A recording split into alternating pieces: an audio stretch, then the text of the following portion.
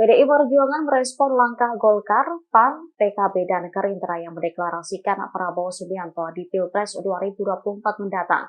Dirinya lantas menyinggung rekam jejak Presiden Joko Widodo terdahulu yang mendapat saingan dari banyak parpol tapi tetap menang. Ketua DPP PDI Perjuangan Said Abdullah mengaku sangat menghormati kedaulatan setiap partai politik.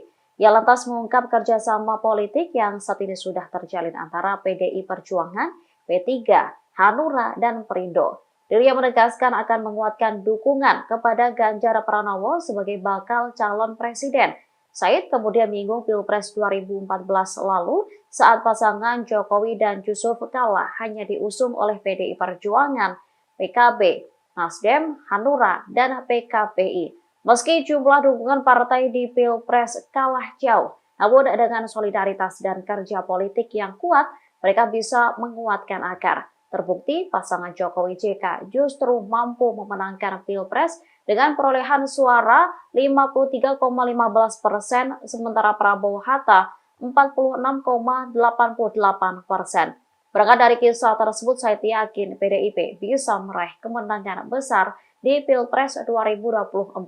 Sementara Ganjar turut memberikan selamat atas dukungan Golkar dan PAN kepada Prabowo. Menurutnya langkah ini dinilai sebagai hal biasa dalam demokrasi.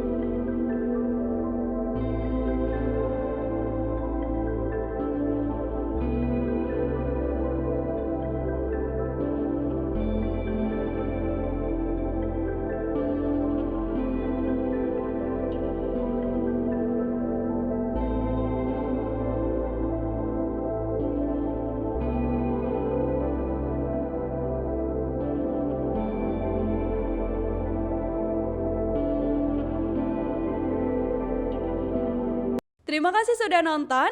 Jangan lupa like, subscribe, dan share ya.